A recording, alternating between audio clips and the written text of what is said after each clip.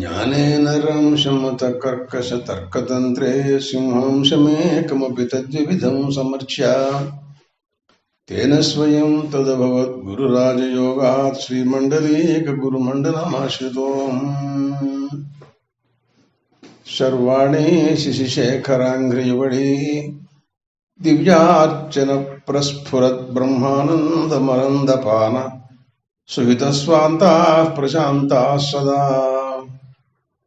सर्वाणि शिशिशेखराङ्घ्रियुगळी दिव्यार्चनप्रस्फुरद्ब्रह्मानन्दमरन्दपान सुहितस्वान्ताः प्रशान्ताः सदा ये स्मृत्या समकामकोटिघटनव्यापारकल्पद्रुमः काङ्क्षां सिद्धिगतान् जगद्गुरुवरान् श्रीचन्द्रचूडान् भजे. శ్రీమద్ భాగవతంలో పరీక్షణ్ మహారాజు గారికి శుకయోగేంద్రుడు భాగవత తత్వాన్ని బోధిస్తున్నారు. క్రమంగా సాక్షాత్తు సృష్టిధిష్టాన దేవతలే పరమాత్మని ప్రబోధ చేసినటువంటి విధానంలోకి వచ్చారు.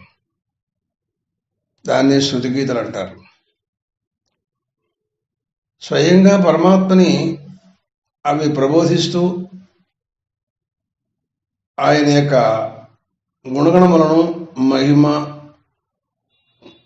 తత్వము వీటినన్నింటినీ కూడాను లోకానికి తెలిసే విధానంగా ప్రబోధిస్తున్నట్టుగా తెలుస్తోంది. దాన్నే ఆధారంగా చేసుకుని పరీక్షణ్ మహారాజు గారికి శుకయోగేంద్రుడు కూడా చెబుతున్నారు. లోకంలో రెండు రకాల వ్యక్తులు.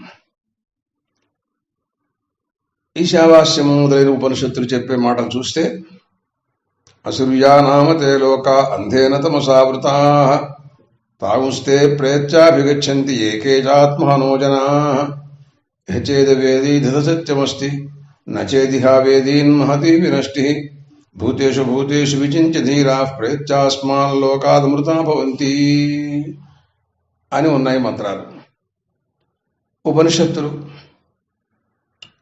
అసుర్యా నామతే లోక అంధేన తమసావృతా. కొంతమంది అసుర్యా అంటే అసుషు రమంత ఇది అసుర్యా అంటే ప్రాణాల యందు రమిస్తూ వాటిని రక్షించుకుంటూ దానివల్లనే ఆనందం పొందుతూ ఉంటుంటారు కొంతమంది.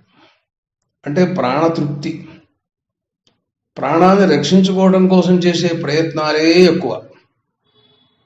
మనం జీవించి ఉండాలి, బాగా ఉండాలి. దానికి ఎలాంటి పని అవసరమో, కర్మ అవసరమో దాన్ని నిర్వహించుకుంటూ ఉంటారు. అది పుణ్యం కానీ పాపం కానీ ఏదైనా జరగదు, నాకు అనవసరం అదంతా. నేను బతికుండటం, సుఖంగా ఉండటం నాకు అవసరం. అలాంటి వాళ్ళు కొంతమంది ఉన్నారు. వాళ్ళందరూ అసుర్యాహ. అంటే దేహాభిమానినాం సంబంధిన్య. దేహము, ఆత్మ, దాన్ని రక్షించుకోవడం మన కర్తవ్యం. ప్రాణాలు నిలుపుకోవడం అవసరం. మన జీవయాత్ర మనకు నడవడం అవసరం. ఇది వాళ్ళ సిద్ధాంతం. అంతేగాని ఇంతకంటే శృతి మార్గాన్ని కానీ లేక ఒకానొక ఉపనిషత్ మర్యాద కానీ వాళ్ళు ఏమీ ఎప్పుడు కూడా అవలంబించరు. వాళ్ళకి ఆత్మస్వరూపం ఉంది వేరుగా, ఇది దేహేంద్రియ సంఘాతము, దీనికంటే విలక్షణమైనది ఒకటి ఉంది అనే జ్ఞానం కూడా వాళ్ళకి లేదు. దాని అంతటినీ కూడాను వాళ్ళు మర్చిపోయినారు. అసలు తెలియదు, ఉన్నా కూడా నాశనం చేశారు. నాకు అర్థం కాదు.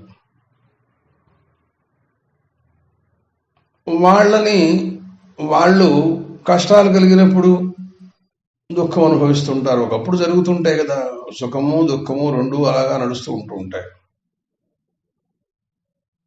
అందువలన వస్తుతః అతను నిజంగా ఆత్మస్వరూపుడు అయి ఉన్నప్పటికీ కూడా దాని యందు ఈ అనాత్మ పదార్థములను ఆరోపించుకుని దుఃఖాలను కూడా ఆరోపించి ఆత్మని కూడా దుఃఖ స్వభావం గల దానిగా నాశనం చేసి పాడు చేసి వ్యవహరిస్తూ ఉంటుంటారు. అది వాళ్ళ చరిత్ర, వాళ్ళ నడక, వాళ్ళ నడవడి అట్లా ఉంటూ ఉంటుంది. వాళ్ళకి ఏం జరుగుతుంది అంటే వాళ్ళకి అంధేన తమసావృత, వాళ్ళు ఎప్పుడు అజ్ఞానంతో కూడుకుని ఉంటారండి. తాగుస్తే ప్రేత్యాభిగచ్చంతి ఏకేచాత్మహనోజన, వాళ్ళ ఆత్మహత్యాపాతకులు. వాళ్ళు చివరికి అజ్ఞాన లోకంలో, చీకటి లోకాల్లో, కొన్ని చీకటి లోకాలు ఉన్నాయి, అక్కడ ఏం కనపడదు, అక్కడ తిరుగుతూ ఉంటూ ఉంటారు. ఇది ఒక రకం. మరొక రకం, ఇహ చేదవేదీ ధత సత్యమస్తి నచేదిహా వేదీన్ మహతి వినష్టి భూతేషు భూతేషు విచింత్య ధీరా ప్రేత్యాస్మాల్లోకాదమృతా భవంతి అనే ఉపనిషద్వాక్యం ఈ మంత్రం ఈ చెప్పింది. అంటుంది, కొంతమంది మానవ జన్మలో ఆత్మవిజ్ఞానం పట్ల అభిమానాన్ని పెట్టుకుని ఉపనిషద్ మార్గాన్ని అనుసరిస్తూ శృత్యుక్త రీతిలో వారి నడవడిని అంతటినీ కూడాను సక్రమంగా చూసుకుంటూ ఉంటారు. మనుష్య జన్మ చాలా గొప్పది. వివేక చూడామణిలో శంకర భగవత్పాదులు చెప్పినట్లు జంతువునాందర జన్మ దుర్లభం అని అన్నారు చూడండి. మనుష్యత్వం, ముముక్షత్వం, మహాపురుష సంశ్రయ దుర్లభం త్రయమే వేదతో దైవానుగ్రహ హేతుకం అన్నారు. అలాంటి తత్వం తెలిసినటువంటి వాళ్ళు కనుక, వాళ్ళు మహాత్ములు కొంతమంది ఈ జన్మలో కనుక మనం పరమార్థభూతమైనటువంటి ఆత్మస్వరూపాన్ని తెలుసుకోకపోయినట్లయితే మన జీవితం వ్యర్థమైపోతుంది. మళ్ళీ మానవ జన్మ మనకు లభిస్తుందో లేదో తెలియదు. లభించకపోతే ఏ పశుపక్షాదుల్లో ఉన్నామనుకో, బుద్ధి లేదు, జ్ఞానం లేదు, చదువు లేదు, గురువులు లేరు, వేదాలు లేవు, శాస్త్రాలు లేవు, ఏం లేవు. ఏం జరుగుతుందో తెలియదు, నడుస్తూ ఉంటుందంతే. అందువలన వాళ్ళు గ్రహించి ఈ రహస్యాన్ని ఇహచేదవేది సత్యమస్తి, ఈ లోకంలోనే, ఈ మానవ జన్మలోనే అవేది చేత్ తెలుసుకున్నట్టయితే నీకు సత్య పదార్థం యొక్క స్వరూపం నీకు స్పష్టంగా తెలియడానికి అవకాశం ఉంటుంది. నచేదిహా వేదీన్ మహతి వినష్టి, నువ్వు ఒకవేళ ఏమరపాటు చెంది ఈ జన్మని వ్యర్థపుచ్చుకుని ఆత్మస్వరూపం తెలుసుకోవడం కోసం అని ప్రయత్నం చేయక తోచినట్టుగా వ్యవహరించావనుకో, నీకు సర్వం అనర్థమే తప్ప నీకు సుఖమేం లేదు. అందుకోసమని జ్ఞానులు ఈ రహస్యాలని అన్నిటినీ కూడా గ్రహించినటువంటి మహాత్ములు భూతేషు భూతేషు విచింత్య ధీరా ప్రేత్యాస్మాల్లోకాదమృతా భవంతి, అంతటా కూడా పరమాత్మ అంతర్యామిగా ప్రకాశిస్తూ ఉంటుంటారు. చెబుతారు ఇప్పుడే ఈ పైన చెప్పబోయే విషయంలో మంత్రంలో తైత్రీయోపనిషత్తు ఎలా మాట్లాడుతుందో, ఏం చెబుతుందో, ఎంత రహస్యాన్ని బోధిస్తుందో చెబుతారు. ఈ రహస్యాలన్నిటినీ గ్రహించినటువంటి మహానుభావులు వాళ్ళు సర్వభూతముల యందు కూడాను ఆత్మస్వరూపం ఎలా ప్రకాశిస్తుందో ఏమిటో అది సూటిగా ఆ స్వరూపాన్నంతటి మనకు నిరూపిస్తుంటుంది. అంత సూటిగా చెప్పినటువంటి విధానాన్ని కూడా మనం పట్టుకోలేకపోతే ఇంకా మన బుద్ధి, మన జ్ఞానేంద్రియాలు అనవసరం. అందువలన వాళ్ళు ఆ రకమైనటువంటి సమస్త బ్రహ్మాండముల యందు పరమాత్మ సత్యత్యభవతు తత్సృష్ట్వా తదేవానుప్రావిశతు అని తైత్రీయం చెప్పినట్టుగా అనేన జీవేన ఆత్మనానుప్రవిశ్య నామరూపే వ్యాకరవాణి అని ఛాందోగ్యం చెప్పినట్టుగా ఇలా ప్రతి ఉపనిషత్తు ఇట్లాగే మాట్లాడుతూ ఉంటుంది. అంతటా కూడా ఆ పరమాత్మ స్వరూపాన్ని వాళ్ళు అలా చూస్తుంటారు. ఆత్మ అనాత్మ ఈ రెండింటికి ఉండే సంబంధం ఎలా ఉంటుందో చాలా చిత్రంగా చెబుతుంది తైత్రీయోపనిషత్తు. దాన్ని అంతటినీ సునిశ్చితమైనటువంటి బుద్ధితో నువ్వు విచారించుకో. నీకు బుద్ధి ఉంది, శాస్త్రాలున్నాయి, ఉపనిషత్తులున్నాయి, గురువులు ఉన్నారు. వాటిని నువ్వు అనుసరించినట్టయితే నీకు తప్పకుండా నీకు ఆ విజ్ఞానం అందే అవకాశం ఉంటుంది. అది దొరికిందనుకో, దాని నిరంతరం నువ్వు అనుసంధానం చేస్తూ ఉండే అవకాశం నీకు వస్తుంది. దొరకలేకపోతే, తెలియకపోతే నువ్వు అనుసంధానం చేయలేవు. ఇప్పుడు కాదు, ఏ జన్మలోనూ నువ్వు కృతార్థులు కాలేవు. కాబట్టి వాళ్ళు జన్మజరామరణ ప్రవాహ అవిచ్ఛేద సంసార గతి నుండి బయటపడటం కోసమని వాళ్ళు మహాత్ములు కొంతమంది ఈ మార్గంలో సంచరిస్తూ ఉంటారు అని ఉపనిషత్తులు 2 మార్గాల్లో ఉన్నటువంటి వ్యక్తుల గురించి మనకు పరిచయం చేసినాయి. ఇప్పుడు శృతులుంటాయి. పరమాత్మ అద్రుతయైవ శ్వసంతి అసుదృపో యదితే అనువిధా మహదః మాదజో అండమసృజన్ యదనుగ్రహతః. పరమాత్మ కొంతమంది ధృతయైవ శ్వసంతి అసుతృప. అయ్యో పాపం, ఏం చేస్తున్నాం? వాళ్ళు అసుతృప అంటే ప్రాణాన్ని రక్షించుకోవటం, అవి తృప్తి పొందటం, అదే పరమార్థం అనుకోవటం, ఇంకో దాని గురించి ఆలోచించకపోవటం, ఇంకేది లేదు అని కూడా అనుకోవటం కూడాను. ఇదిగో ఇది అసుతృప అంటే. అసుతృప ఉక్తశాసశ్చరంతి అంటుంది. వాళ్ళు ఇహలోకంలోనే అంత, ఇంకా అంతకంటే వాళ్ళు ఏం చెప్పలేను నేను. అయితే వాళ్ళని ఏమనాలంటే ధృతయైవ అంది వాళ్ళని. ధృతం అంటే తోలు తిత్తి. కమ్మరి దగ్గర కొలిమి ఉంటుంది. ఆ కొలిమిలో బొగ్గులు నిప్పు పెడతాడు. దాని మీద ఇనుము కాలుస్తూ ఉంటాడు. కాల్చేటప్పుడు దాన్ని గాలితో జ్వాల రావటం కోసమని ఒక ప్రయత్నం చేస్తాడు. దానికి ఓ తోలు తిత్తి దగ్గర పెట్టుకుంటాడు. దాన్ని ఇలా నొక్కుతూ ఉంటాడు. నొక్కుతూ ఉంటే ఆ తోలు తిత్తి పొట్ట ఇలా ఉబ్బుతుంది గాలికి. ఆ గాలి లోపలికి వెళ్ళి అగ్నిని ప్రజ్వలింపజేస్తుంది. తర్వాత అది ముడుచుకుంటుంది. మళ్ళీ నొక్కుతూ ఉంటాడు. పైకెడుతూ ఉంటుంది, కిందకు వస్తుంది, పైకెడుతుంది, కిందకు వస్తుంది, పైకెడుతుంది. ఇదిగో ఇది. అలాగే వీడు కూడా బాగా తిన్నాడు, మిర్రుగా పట్టేసుకున్నాడు, అంటున్నాడు. పైకి పొచ్చు పైకెడుతోంది, లోపలికి వస్తుంది, పైకెడుతోంది. బాగా తింటే శరీరం పెరుగుతుంది, ఆహారం తగ్గిస్తే శరీరం సృష్టిస్తుంది. దానిదే ఉంది, ఆహారాన్ని బట్టి నడుస్తూ ఉంటుంది. ఇదే దాంట్లో జరిగేది.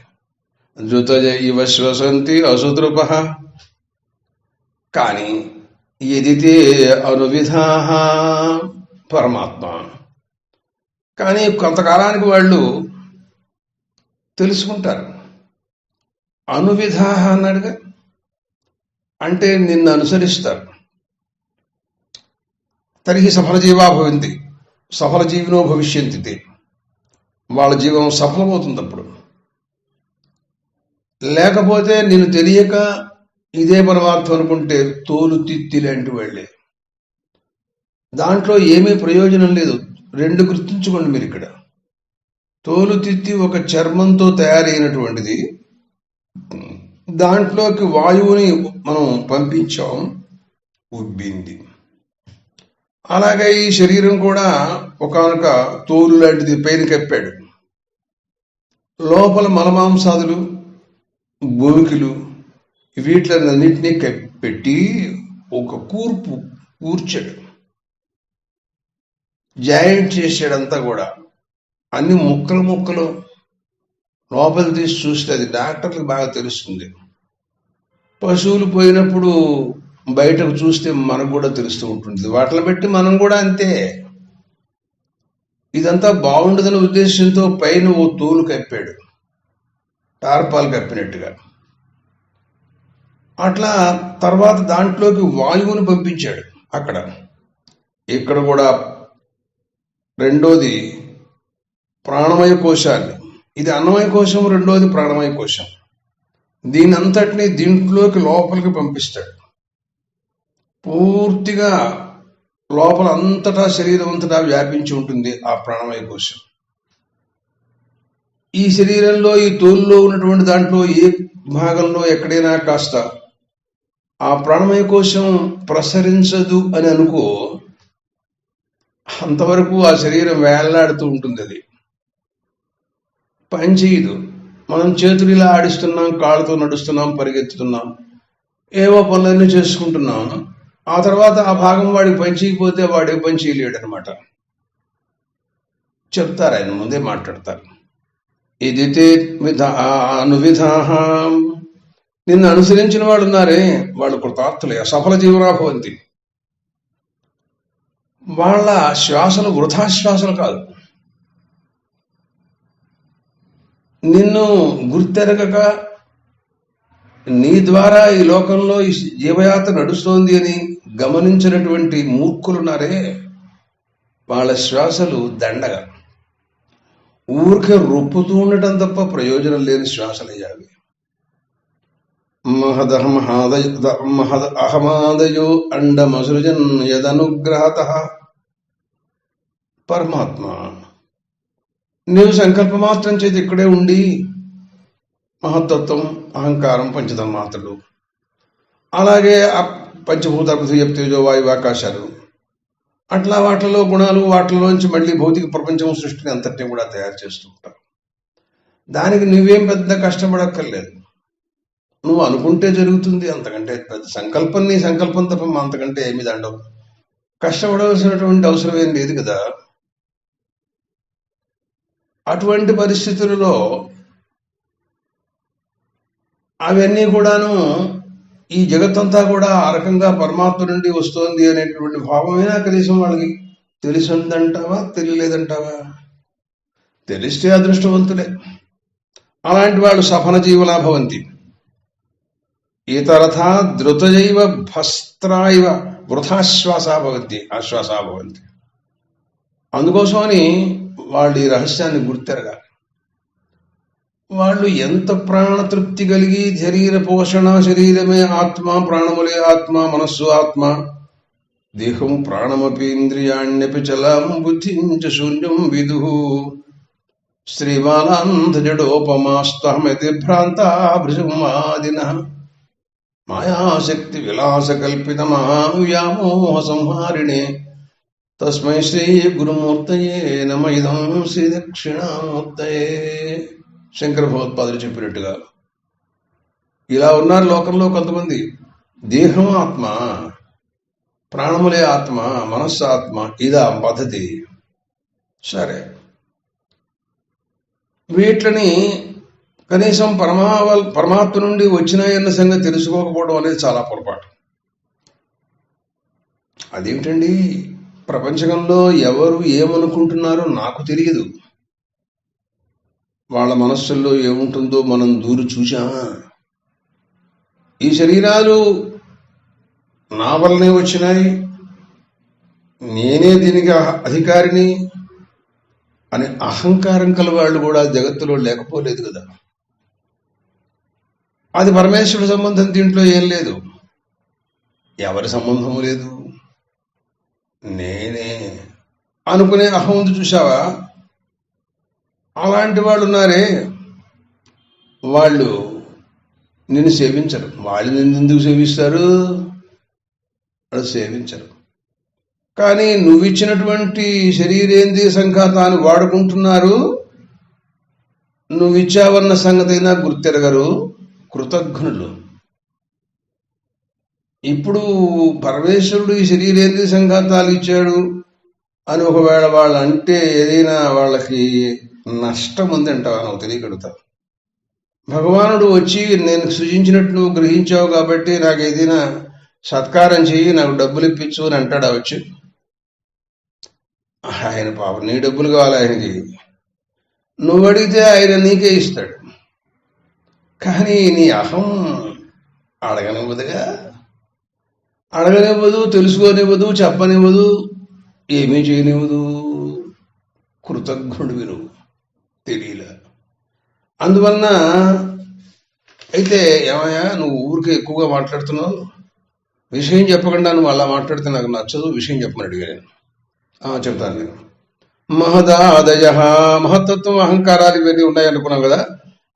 సమష్టి శరీరాలు వ్యష్టి శరీరాలు లోకంలో సమష్టి శరీరంగా హిరణ్యగర్భుడు, విరాట్ పురుషుడు, ఇలా క్రమక్రమంగా మొత్తం వ్యష్టి శరీరాల్లో మందాక వచ్చేసింది కథ.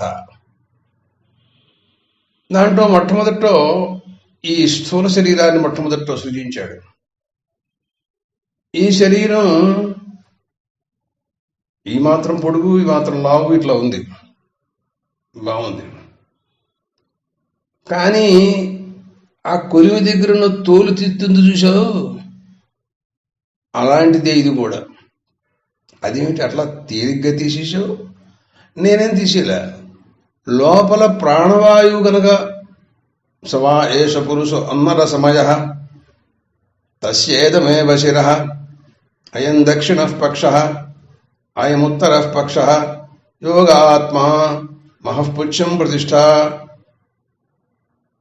అనంటూ అయముత్తరః పక్షః అని చెబుతోంది తైత్రీయ ఉపనిషత్తు.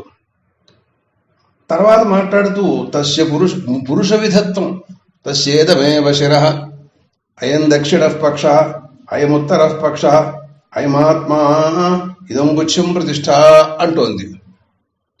అంటే ఒకనొక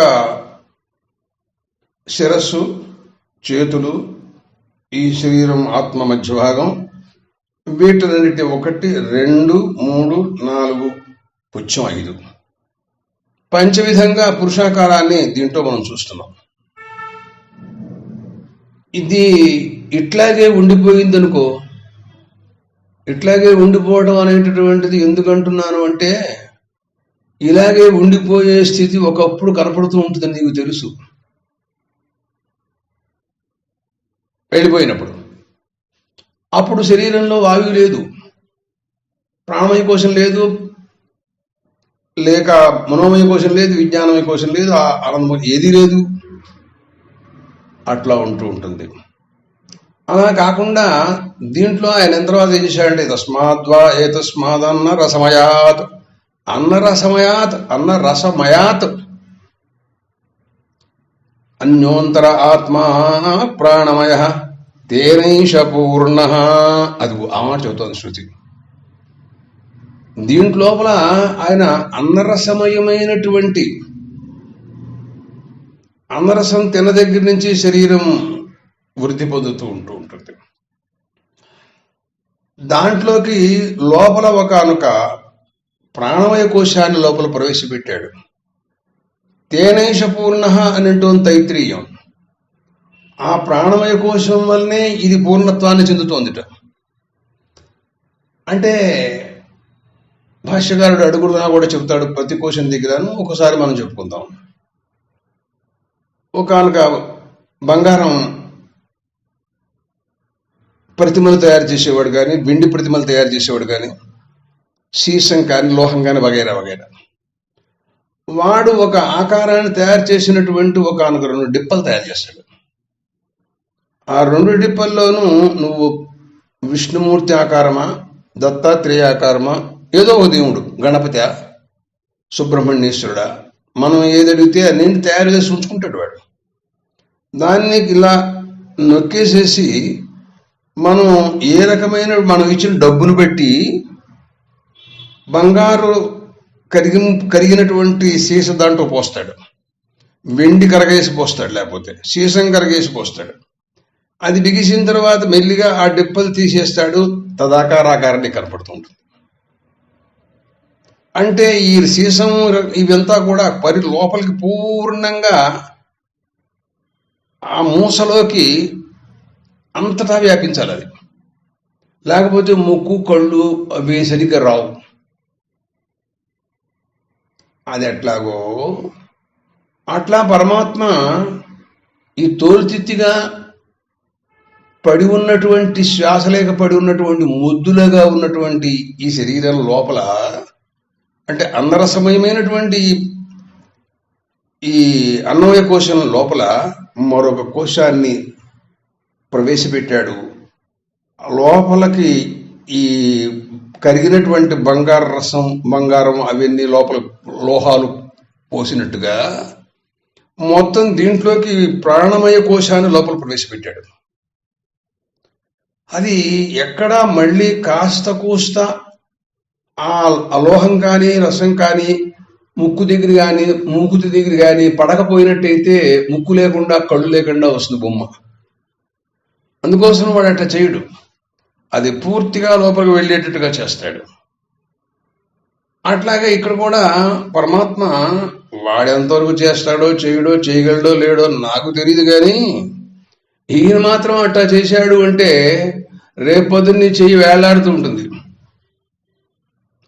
ఆ ప్రాణవాయువు శరీరం లోపల మొత్తం నకసిక పర్యంతం కూడా పూర్తిగా లోపల ఆ ప్రాణవాయువు ఆ కోశం లోపల ఉండాలి. ఉంటేనే నీ కళ్ళు, నీ చేతులు, నీ కాళ్ళు నువ్వు కదులుతూ ఉంటావు, లేకపోతే అంతే మొండిలాగా బండలాగా అలా పడి ఉంటావు నువ్వు. ఎవరు చేస్తున్నారు ఈ పని? నువ్వే చేసుకుంటున్నావా? అసలు ఇలా ఉందని నీకు తెలుసా? చెప్పినా వింటావా? అబద్ధమని నన్ను నిందిస్తావా? నీ ఇష్టం, నేనేం చేస్తాను? నీ మనస్సుకి నీ నోటికి నేను తాళం పెట్టగలనా? లేదు కదా. కాబట్టి ఆ రకంగా చేశాడు. దాని తర్వాత దాంట్లోకి వెళ్ళిన తర్వాత ఊరికే ప్రాణవాయువు ఉంది కానీ దానివల్ల ఏంటి ఉపయోగం? జీవించుంటాడు జీవుడు, సుషుప్తి కాలంలో జీవించుంటాడు, మూర్ఛాకాలంలో కూడా జీవించుంటాడు. వాడికి ఏమాత్రము జ్ఞానం కానీ మరోటి కానీ ఏముండదు. బండలాగా దొల్లించినా కూడా దొల్లకుండా వెర్రి గుర్రు పెడుతూ నిద్రపోతుంటూ ఉంటాడు సుషుప్తి కాలంలో. అలాగే మూర్ఛాకాలంలో కూడా అలాగే ఉంటాడు. పాపం చేతనరహితుడై పడిపోయి ఉంటాడు. దాంట్లోంచి మరొక మళ్ళీ ఇంకొక కోశం అన్యోంతర, ప్రాణమయ కోశం కంటే అన్యోంతర ఆత్మా మనోమయ తేనైష పూర్ణ సవా ఏష పురుష విధ ఏవా తస్య పురుష విధతాం అన్వయం పురుష విధ తస్య ప్రాణ ఏవ శిరః వ్యానో దక్షిణః పక్షః అపాన ఉత్తరః పక్షః ఆకాశ ఆత్మా ఆదేశ ఆత్మా అథర్వాంగిరసః పుచ్చం ప్రతిష్ఠ అని ఉంటుంది. దాంట్లో లోపలికి ఒకనొక మనోమయ కోశ, ప్రాణమయ కోశంలోంచి ఇంకొక కోశంలో పెడుతున్నాం మనం ఇప్పుడు. ఈ ప్రాణమయ కోశం ఏం మాట్లాడదు, ఆలోచించలేదు, మనోమయ కోశంలోకి పెడుతున్నాం. దీని కూడా పురుషాకారం. తస్య ప్రాణ ఏవ శిరః, దానికి ప్రాణం అంటే ముక్కులోంచి వచ్చేది కాబట్టి పైనుంచి వస్తుంది కాబట్టి అదే శిరస్థానీయం. వ్యానో దక్షిణ పక్ష అపాన ఉత్తర పక్ష అంటూ పక్ష పుచ్ఛాదులు హృదయ దేశము మొత్తం అంతా కల్పన, పురుషాకారత్వం. దీని లోపల ప్రవేశపెట్టాడండి ఇంకోటి. ఆ తర్వాత మళ్ళీ చైతన్యం అయితే ఉంది కానీ వాడేమీ మాట్లాడలేకపోతున్నాడు, చూడలేకపోతున్నాడు, చేయలేకపోతున్నాడు, ఏ కబుర్లు చెప్పట్లేదు మనకి. ఇప్పటికే లేచాడు, కళ్ళు చూశాడు, చూస్తున్నాడు అంటున్నాడు అంతే. ఏమిటి అంటే అంటున్నాడు. ఏమిటి దానివల్ల ఉపయోగం? అందుకోసమని దాంట్లోంచి మనోమయ కోశంలోకి వెళ్ళాం. ఇది క్రియాశక్తి ప్రధానమైనటువంటిది ప్రాణవాయువు, సంచలనాత్మకం ఉంటుంది. అక్కడి నుంచి తస్మాద్వా ఏతస్మాన్ మనోమయ, ఈ దీంట్లో అన్యోంతర ఆత్మ మనో తస్మాద్వా ఏతస్మాత్ ప్రాణమయాత్ అన్యోంతర ఆత్మ మనోమయ తేనైష పూర్ణ సవా ఏష పురుష విధ ఏవ తస్య పురుష విధతాం అన్వయం పురుష విధ తస్య యజురేవ శిరః ఋగ్దక్షిణః పక్షః సామోత్తరః పక్షః ఆదేశ ఆత్మా అథర్వాంగిరసః పుచ్చం ప్రతిష్ఠ అంటూ దాన్ని కూడా లోపల మనోమయ కోశాన్ని ప్రవేశపెట్టాడండి. ఇది సంకల్ప వికల్పాత్మకం, కబురు చెబుతుంది, బాగా అబద్ధాలు ఆడుతుంది. ప్రపంచంలో చూస్తూనే ఉన్నాం కదా. ఇప్పుడు చెప్పిన వాడు ఇంకోసారి చెప్పడవాడు అవునరా అంటే అవునా ఏమో నేను నమ్మనంటాడు. ఇలాంటి కబుర్లు ఉన్నాయి చూసావా, ఇవన్నీ కూడా అన్నమాట.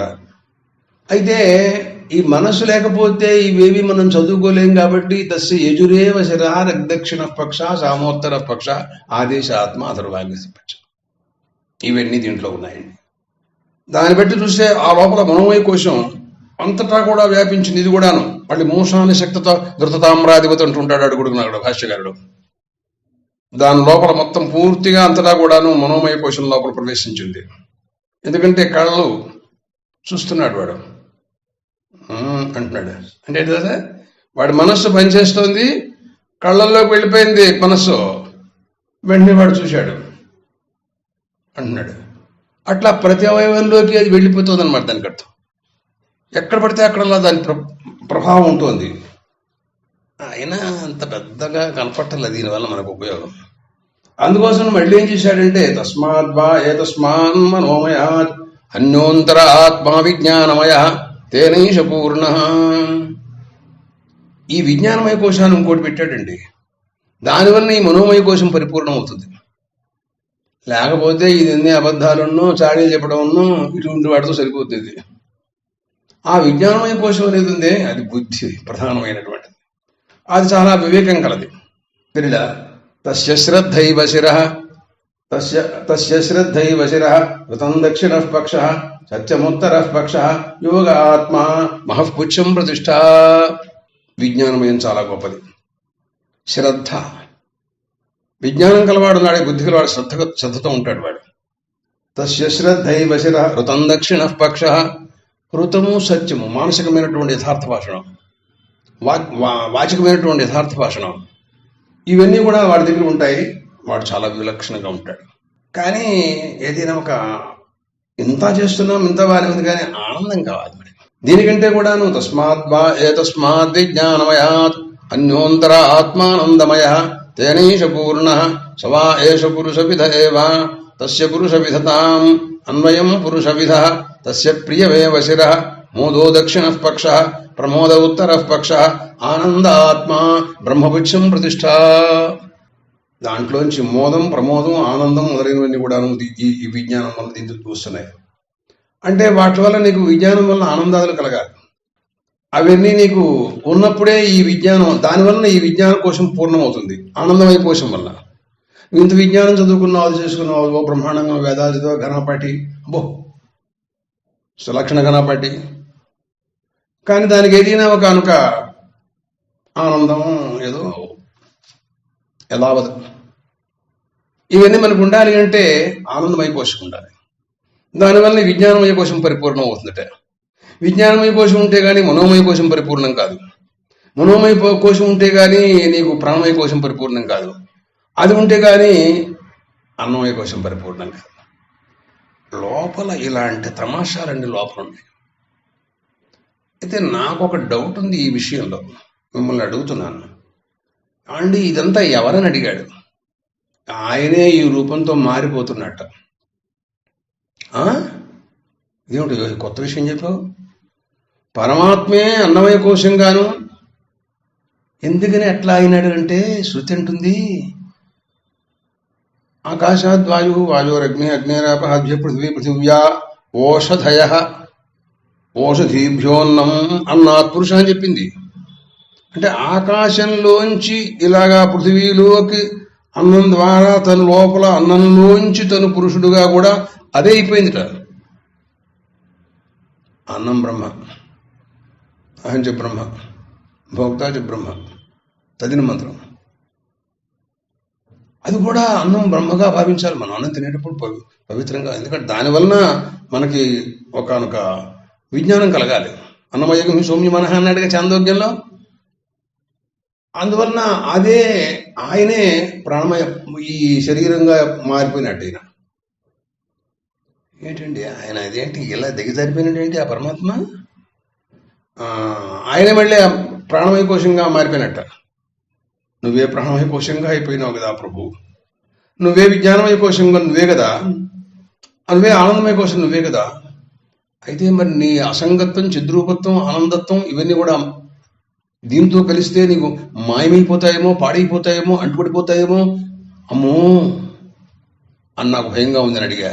అని లేదన్నాడు. బ్రహ్మపుచ్చం ప్రతిష్ట. నేను పైన ఉండి అలా నడిపిస్తూ చూపిస్తూ ఉంటుంటాను, దానికి నేను ఎక్కడా లొంగనయ్యా. తెలియలా. అలాంటి విషయాలలో మహదాదిషు, ఎందుకనంటే సదసతః పరంతో యదవశయతు ఇదేషు అవశేషమృతం, వీటిల్లో అవశేషం చివర బ్రహ్మపుచ్చం, మృతం సత్యం పరమానంద స్వరూపం, ఆనంద స్వరూపంగా అది అక్కడ ఉంటా నేను. వీటిల్లో మీకు నేను అలా కనపడిస్తుంటాను, వీటిని నడిపిస్తుంటా, చూపిస్తూ ఉంటుంటా. మరి ఈ రకంగా చెబితే నీకేమైనా అర్థమైందా? నన్ను నమ్ముతావా? నన్ను నమ్మకర్లా, నా ఉపనిషద్ మార్గాన్ని నమ్మితే చాలు. నేనెవరిని నమ్మంటానికి నమ్మద్దంటానికి నేనేం పెద్ద ఇదే? భాష్యకారుడు చెప్పిన మాటలు నీకు అందించా, శృతులు ఎలా బోధిస్తున్నాయని చెప్పా, తైత్రీయం ఎలా చెబుతోందని చెప్పా. ఇదంతా ఆయన ప్రణాళికలో ఉన్నదే, కానీ నువ్వు అనుభవిస్తున్నావు. నువ్వు సొంతంగా ఇప్పుడు నువ్వు ఆలోచించుకో. నీ శరీరం కానీ, ప్రాణమయ కోశం కానీ, మనోమయ కోశం కానీ, విజ్ఞానమయ కోశం కానీ, ఆనందమయ కోశం కానీ నీకు సొంతము అని నువ్వు ఏమైనా చెప్పగలవా ఈ మాట విన్న తర్వాత? దాంట్లోంచి ఏ కోశానికి లోటు వచ్చినా కూడా ఇంకో కోశం ఏం పనిచేయదు. లోకంలో ఆనందమయ కోశం లేని వాళ్ళు ఊరికే ఉంటుంటారు. అట్లా విజ్ఞానమయ కోశం లేనివాడు పిచ్చి పిచ్చిగా చూస్తూ ఉంటుంటాడు. ఉన్నారు ప్రపంచంలో. విజ్ఞానమయ కోశం లేనివాడు ఊరికే అని ఊపిరితిత్తూ ఉంటుంటాడు. అది కూడా లేనివాడు శ్మశానానికి వెళ్తాడు. ఇదిగో ఇది కథ. తైత్రీయం ఈ రకంగా చెబుతోంది, శృతులన్నీ వర్ణిస్తున్నాయి, ఆ విషయం ఆ రకంగా పరమాత్మని స్తోత్రాలు చేస్తున్నాయి. ఇటువంటి ప్రణాళికలో ఈ విజ్ఞానం వారిదై ఉండగా, పరమాత్మకే సంబంధించింది ఉంటుండగా, ఆయనతో దీంట్లో ఏ సంబంధం లేదు, నేనే గొప్పవాడిని, నాకు పరమాత్మ లేడు అని అనుకోవడం ఉంది. ఇంతకంటే మూర్ఖతనం సృష్టిలో ఏమైనా ఉంటుంది అసలు? నిన్ను ధృతయైవ శ్వసంతి అసుతృప, అందుకే అందమాట. తోలు తిత్తి ఏ రకంగా ఊరికే ఇలా బుసబుసలాడుతుందో, నువ్వు అటువంటి వాడు తప్ప నీకు అంతకంటే ప్రయోజనం లేదు. కనుక పరమాత్మ విజ్ఞానాన్ని అనుసరించి నీ శరీర స్థితి ఏమిటో, నీకుండేటువంటి కొంతవరకు చెప్పాం, ఇంకా అంతా మనం చెప్పలేము. ఇప్పుడు వాటన్నిటిని అర్థం చేసుకుంటూ నువ్వు పరమాత్మని, దీన్ని బట్టి పరమాత్మ కూడా ఓహో ఇలా ఉంటుంది అని అర్థం చేసి ఇప్పుడు చెప్పిన తర్వాత కొంత నీకు మారుతుంది బుద్ధి, వినగా వినగా తెలుస్తుంది కదా. అప్పుడు నువ్వు పరమాత్మని ఎందు దృష్టి పెట్టి నువ్వు కృతార్థులు కావాల్సిందిగా కోరుతున్నాను అంటూ శృతుల యొక్క ఉపదేశాన్ని పరీక్షణ్ మహారాజు గారికి శుకయోగేంద్రుడు ఈ విజ్ఞానం ద్వారా అందించారు.